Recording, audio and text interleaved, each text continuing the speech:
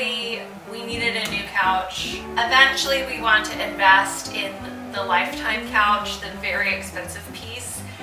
But I decided, let's just have a little fun for a few more years and buy something quirky and different. And so I found this tapestry, dusty rose pink, curved couch, and I thought this would be fun for a few years to zhuzh and play with. And so it started with this couch, and then from there it was time to completely transform my living room using what was here and also adding some new things. So since we were going to completely change the room, I of course go to Pinterest to get some inspiration, and I've been very inspired for the last, I feel like 4-ish years by this idea of haute, eclectic home decor. So kind of like it's very collected, picked up from across the world, lots of art all over the walls, bold colors, or just very like jewel tones and rich feeling, and then just lots of layers, interesting pattern mixing. Really, that's what when I thrift or vintage shop for pieces in my house, I just think, does this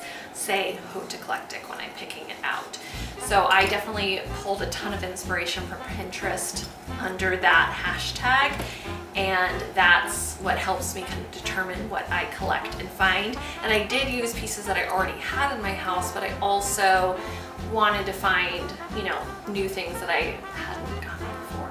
One of the biggest elements of the design for this room was the idea of layering. So there's layered couches, even furniture is layered, so almost where there's a piece against the wall and then there's another piece in front of it, kind of catty corner, stacks of different heights of pieces of furniture. I like layering the art on the walls. So it's a lot of that. It's also adding in textures to everything, multiple prints and multiple ideas. So there's just lots of juxtaposing too, of putting, something very 70s with something very Edwardian, mixing a little bit of colors in there, and even adding fur onto Persian rugs, and really just playing with texture and color. Even with the idea of layering, just thinking about little additions that can really make something even more interesting. So I have this amazing kind of old vase, and then I found this rope cord that has some of the colors of my house in it, and I just threw it over it just to add more layers and more textures, and then have these fun little, flowers sticking up with old twigs. One thing I had to consider was, before I had an L-shaped couch, and so it dictated the arrangement of the room. But then when I found this one, it was more of this slight curve, totally changed up how I was going to arrange the room. And so we flipped the couch to being more up against the wall and then curving around. And then I loved the idea of taking these 2 chairs and making it almost like this really cozy, intimate conversation space. So putting the 2 chairs facing the coffee table, and then the couch curves around it, so that when you're sitting here, you're really feeling like you're all together and you're all chatting and having coffee in the morning, or if there's friends over, it feels like this intimate, cozy conversation space. And I love all of my interiors to be really eclectic and fun, but feel very comfortable and feel intimate. I love creating an ambiance that caters towards laughter and fun and time together. With the new arrangement, there ended up being kind of some new dead space, which made me so excited because that meant that I could find some new pieces. And so I decided to do kind of a nice wall side table, and that gave me more surfaces to decorate, which I love.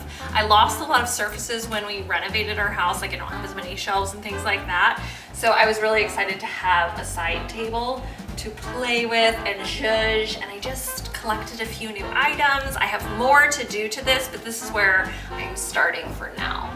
I found these really quirky little huge candlesticks.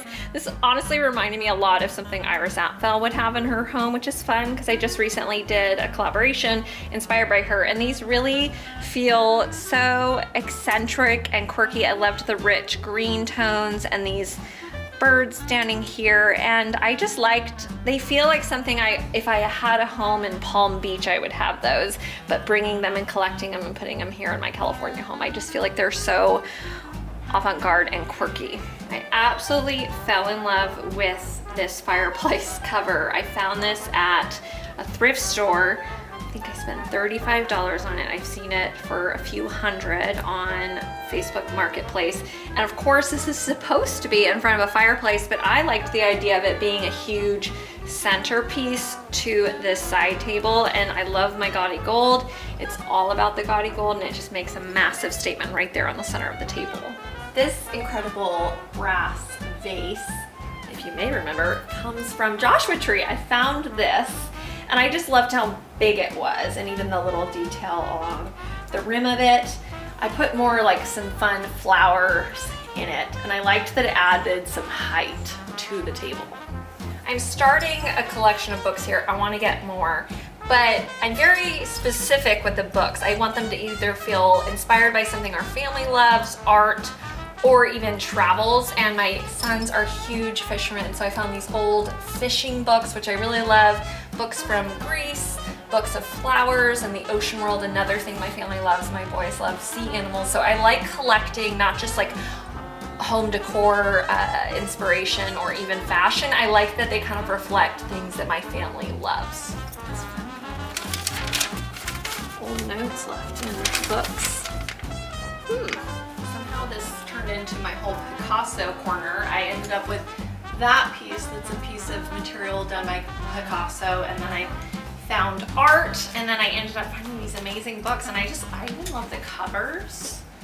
Like, they're just so vibrant. And right now, until I get more stacks of books, they're kind of working as little pieces of art propped there with other pieces. And look at this one. I love this one too. I love Picasso. It's just so vibrant and colorful. I mean, these covers are just a work of art in themselves. And you know what? Educating my boys. I'm putting these incredible artist books in here for them to look at, which I love. Very strange about pillows. I want them all to feel unique, not related to anything else. So I very slowly collect them, and I've picked up a few. I like that these both have vibrant colors in them. Very different, but in some way they kind of connect. It's like mixing prints. And so this was a recent find from Sedona. This I found locally, and then I just keep hunting. I don't want to overdo the pillow game because I feel like sometimes then the couch feels unsittable, but I do like to add the different prints and textures to the couch. Also, you need a pillow to lay on. I wanted to mix in different styles, and I liked that this lamp felt very antique. I loved setting it on this higher table up above the couch, and this could be very kind of old glamorous, but I mixed it with a different lampshade from another lamp that I had, and I think the juxtaposition of the woven lampshade with this very traditional glamorous lamp adds some quirky elements to it. Eventually I'd like to find a printed lampshade to go with this, but for now I think this is kind of a fun mix. Just more examples of layering. On top of this table I took this plate and I put the pot on top of it. I love the texture and print that this creates here on the table, and it just adds something different. A little hack for when you can't afford to buy new chairs. These chairs are wonderful, but they really have aged. They have a lot of sun damage on them, but I picked up these fur rugs at the Long Beach Flea, and I just threw them over the back just to kind of cover the damage. So I feel like this is a great way to be resourceful with what you have and make it work for now. Always with my home, it's in process, so I always kind of have my, eventually I'd like to have, you know, new chairs, but this works for now.